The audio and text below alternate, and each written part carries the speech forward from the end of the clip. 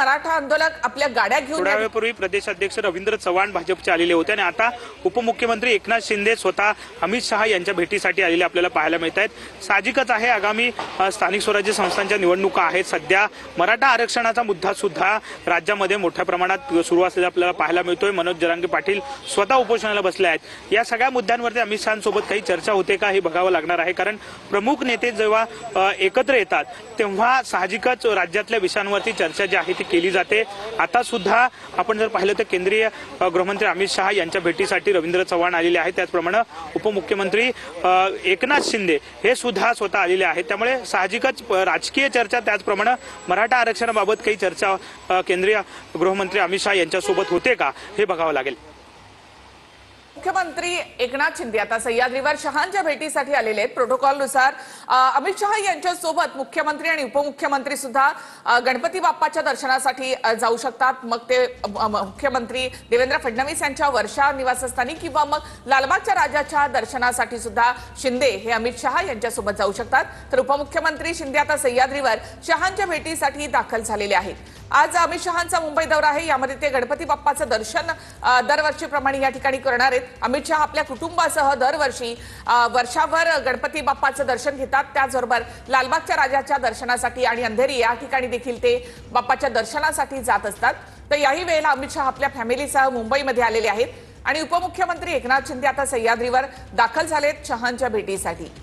आणि काही वेळातच आता अमित शहा गणपती बाप्पाच्या दर्शनासाठी निघतील। 11 वाजता ते लालबागच्या राजाचं दर्शन घेणार आहेत।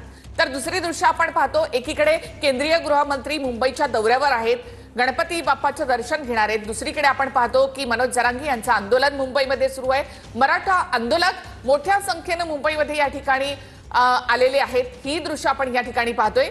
पुढच्या काही वेळामध्ये जरांगे काही बोलतात का, काही आवाहन करतात का हे पाहणं देखील महत्त्वाचं ठरणार आहे। मात्र जरांगेंच्या या उपोषणाला आता 24 तास झालेले आहेत। अद्याप या दिवसाची मुदतवाढ म्हणजे आजपर्यंत जरांगे यांचं उपोषण असेल।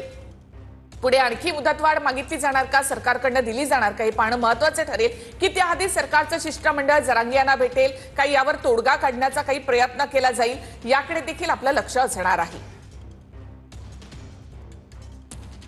आपण पाहतो ही दोनही अतिशय महत्त्वाची दृश्य। पहिली दृश्य सीएसएमटी स्थानकाबाहेरची आहे। मुंबई महापालिकेबाहेर सीएसएमटी स्थानकाबाहेर मोठ्या संख्येने हे सर्व मराठा बांधव साधारणतः 2 तासांपासून उभे आहेत, जमलेले आहेत। पोलिसांनी त्यांची समजूत काढण्याचा प्रयत्न केलेला आहे, मात्र आम्हाला प्रचंड त्रास या 2 दिवसांमध्ये झालेला आहे। आमच्यासाठी पर्यायी व्यवस्था करा, आझाद मैदानामध्ये खडी टाका, या ठिकाणी शौचालय सुद्धा नाही, खाण्यापिण्याची व्यवस्था नाही आणि त्यामुळे त्यांचा हा आक्रोश जो आहे तो आपल्याला बघायला मिळत आहे। आणि सीएसएमटी स्थानकाबाहेर आता मोठ्या प्रमाणात वाहतूक कोंडी झाली आहे। दुसरी दृश्य देखील तितकीच महत्त्वाची आहे, कारण अमित शहा आज मुंबईमध्ये आहेत आणि अमित शहा यांना भेटण्यासाठी सह्याद्री अतिथीगृहावरती एकनाथ शिंदे अर्थातच उपमुख्यमंत्री स्वतः दाखल झालेले आहेत।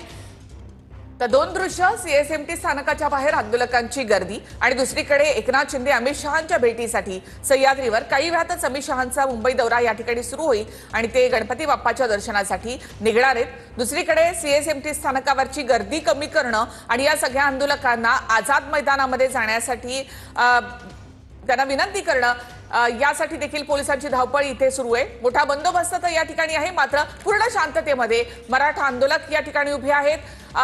काही आपल्या मागण्या या ठिकाणी आपल्या घोषणेच्या माध्यमातून इथे समोर ठेवत आहेत। पुढे जरांगे पाटील काय बोलतात याकडे देखील त्यांचं लक्ष असणार आहे। मात्र सध्या तरी सीएसएमटी स्थानकाबाहेरची ही गर्दी कमी करणं आणि या सगळ्या आंदोलकांना आझाद मैदानामध्ये नेणं हे सगळ्यात मोठं आव्हान पोलिसांच्या समोर असणार आहे।